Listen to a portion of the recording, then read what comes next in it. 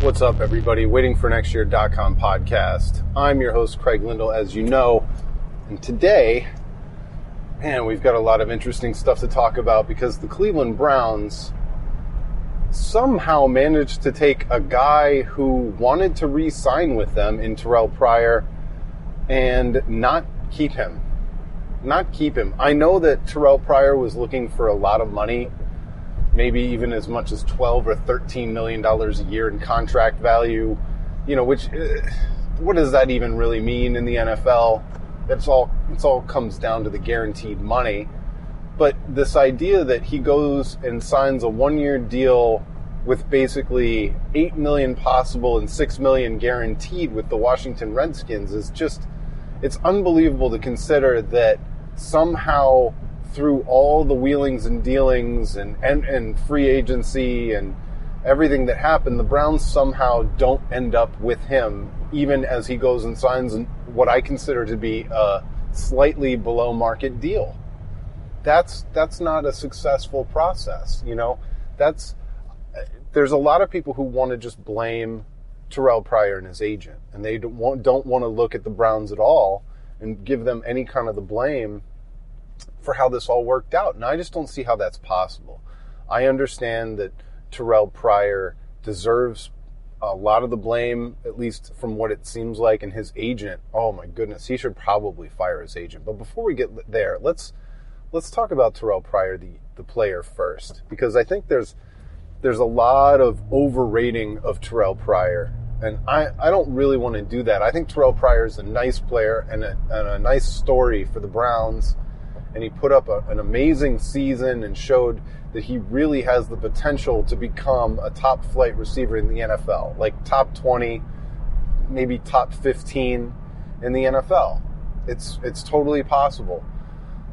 There's always a risk, though, taking a player with a very small sample size of success and then giving him a big contract. The hunger that drives somebody to earn that first contract might not be there after you hand him the first big contract.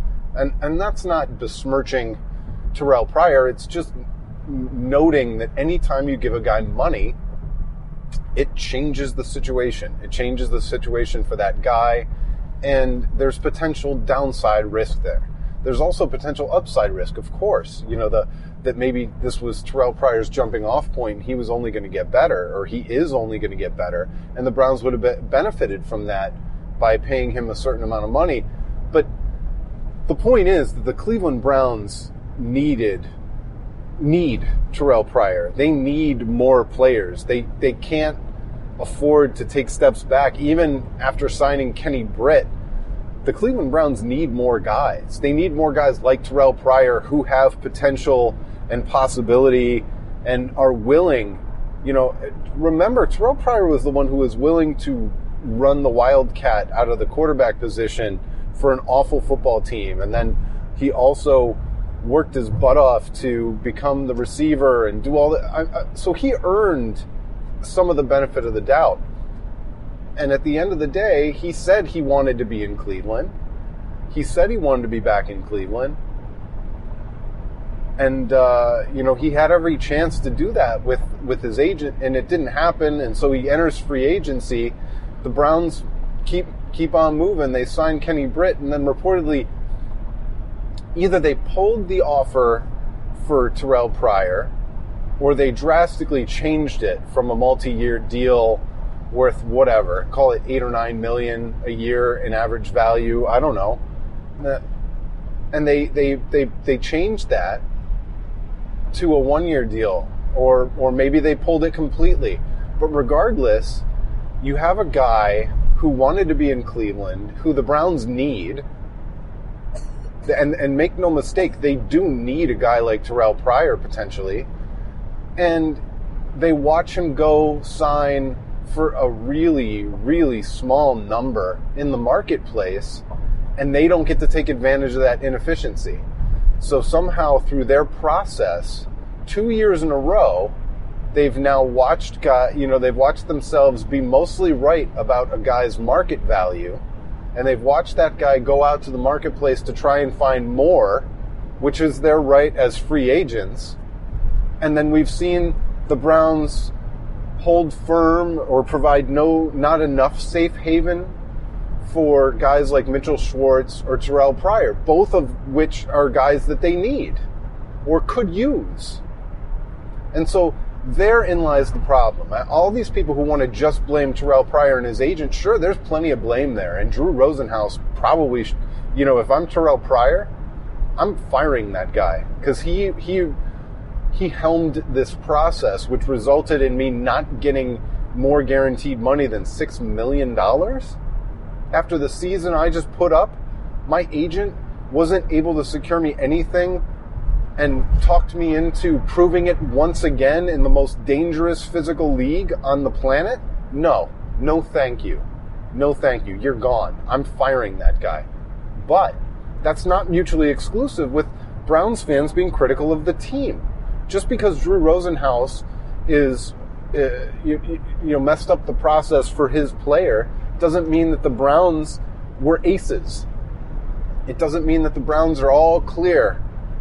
If they sign Kenny Britt and the market develops as they expected it to for Terrelle Pryor, and they didn't provide some kind of a safe haven for him to come back and sign a 1-year or a 2-year deal and take advantage of that, with the amount of cap space they have and how bad they've been and their needs, that's criminal. It's criminal as an organization. And it shows that maybe they didn't learn their lesson from Mitchell Schwartz a year ago. They screwed up by not bringing back Mitchell Schwartz. Even over, quote unquote, overpaying Mitchell Schwartz at $7 million a year instead of the $6 and change that he got from Kansas City, it's wrong. It's not the right way to do business. It's not taking advantage of being right. I don't think it pays benefits. A lot of people want to say that the Browns are setting a precedent, that if you don't take the deal before the open of free agent, and then, no. You don't get to do that, 1 in 15 Cleveland Browns. You don't get to do that. You don't get to do that with all these fans out here who wanted Terrelle Pryor back and with a roster that needed Terrelle Pryor back. And now you've created another situation where you have to, it creates more risk for the entire team, because instead of having this player in hand, which everybody kind of presumed they had in hand, now it's another thing that they've got to go do this offseason. And they didn't complete the job just by signing Kenny Britt. Kenny Britt is nice. I think it's probably a really good pickup. It's a professional type receiver, but it doesn't solve the issue. They still have Corey Coleman, a rookie coming off an up and down, injury-filled rookie season. They have Kenny Britt, and then what? Hollywood Higgins, Rashard Higgins? I mean, they don't have answers at the position yet. Terrelle Pryor is far more of an answer, and far more of an answer for less than $10 million a year than they can find elsewhere. And they took a chance to have that, and they screwed it up.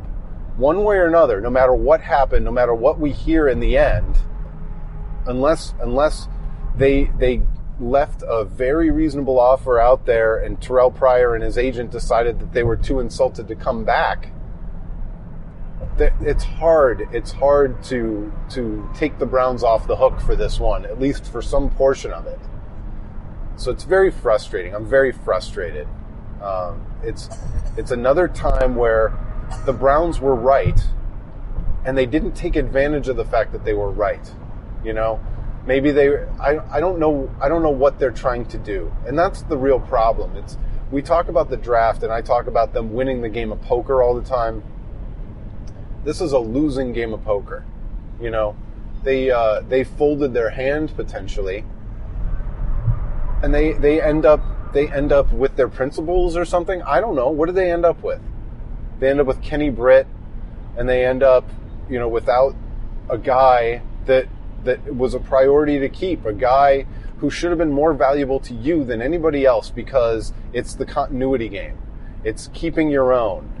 It's keeping a guy who benefited from Hugh Jackson and seemed to be on board with that whole process. And the Browns managed to mess it up. Pryor managed to mess it up too. I grant you that. But it's not all or nothing. It's never 100% Pryor's fault or the player's fault. It's never 100% the team's fault, or usually it's never 100% fault all on one side. It takes two parties to win a situation or screw up a situation. There should have been a win-win deal out there, and it's just bad for the Browns. It's bad for Terrelle Pryor. This ended up being bad for everybody. And it makes me mad. Yes, the Browns did a good job re-upping Bitonio. They did a good job signing Kevin Zeitler and J.C. Treader. I think, I feel good about these things. Kenny Britt, I feel good about that. But now I'm sensing a trend. You look at Mitchell Schwartz 1 year, you look at Terrelle Pryor the next year, and you're seeing a negative trend. It's not a good thing. The other part of it that's driving me a little bit crazy, there's this idea in the atmosphere.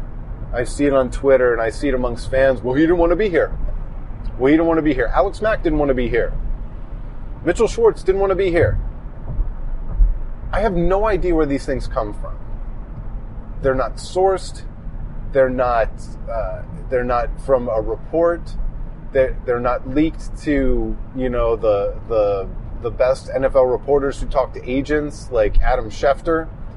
It just seems like a faulty conclusion being drawn by fans to blame players instead of teams, because fans are stuck with the team. There's nothing you can do. You can't fire your team. So what's left to do but blame players? I used to be one of these people who blamed players for everything all the time. When it came to labor disputes, I was pro-owner because, at least the owners and the fans are kind of pulling in the same direction. But I no longer think that way. And I think there's kind of this leftover residual impact or residual feeling that it's players' fault. You don't want to be here. It's just too easy. This idea that Terrelle Pryor didn't want to be here couldn't be less true based on everything that we actually know, everything that he said and everything that he wanted to do. He wanted a big contract. And his agent had him convinced that he'd earned a big contract. He wanted to get it done with Cleveland. It didn't happen. And obviously his eyes were too big on that contract, and he was never going to get that kind of contract. But for the Browns not to provide him a safe haven to kind of come back and say, yep, I was wrong, that kind of deal isn't out there, for them to pull an offer, or presumably pull an offer for the second year in a row for a guy that they desperately need, who wins? Who wins? Do the Browns make themselves better as an organization in the long run because they wouldn't negotiate with a guy after the open of free agency, after they were used as a bit of leverage out in the marketplace? I don't think that level of stubbornness actually benefits them. I don't think it does, because it results in talented guys whose market doesn't develop ending up in other places, playing for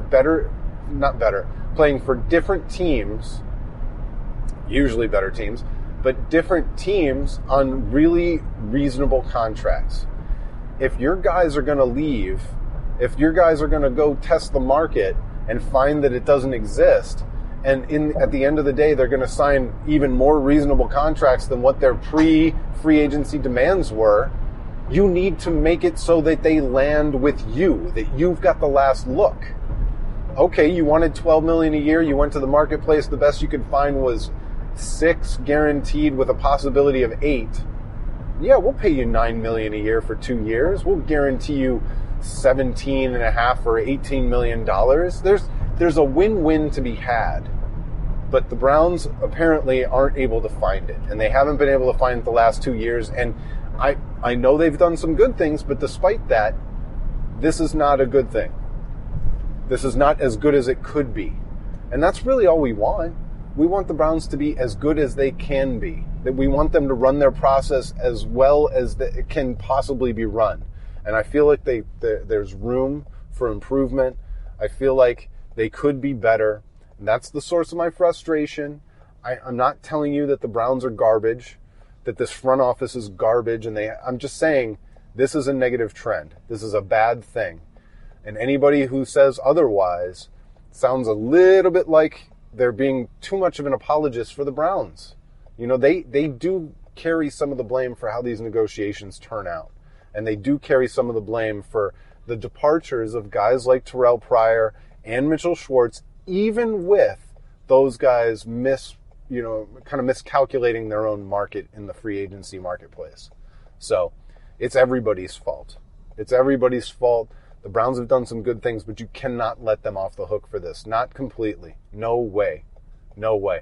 So that's my take so far. We'll see what they do from here on out. They've got to find another receiver. And that's not to say that they can't find them in the draft. You should always be able to find skill position players in the draft. I love that they bolstered the offensive line. I think it's an unbelievably solid maneuver for a team that's looking to, change their fortunes for the better. So I'm really excited for that. I'm not telling you that they're an utter disaster and all is lost. I'm just saying you can't blindly defend them on this Terrelle Pryor thing. They've got to share some of the blame. So that's all I got this weekend. We got a bunch of guests coming up next week. I'm really excited for them. I apologize for not delivering the guests this week. It was a combination of Skype problems and scheduling problems, but we're going to get there. I'm going to make this podcast better than it's ever been in 2017. I'm going to do so with guests and topics that are important to you and meaningful and fun. So thanks for listening. Please stick around, stay on the ride, and tell some friends to jump on with us. It's going to be a lot of fun, and not just me. It's going to be a lot of fun with the EHC guys, Jim and Mike and Namina and all those guys, and of course Dave, who's been with us for, I don't know, maybe even 2 years now. I don't know how long Dave's been here, but so thanks so much for listening. We'll talk to you next time. It's been the waitingfornextyear.com podcast.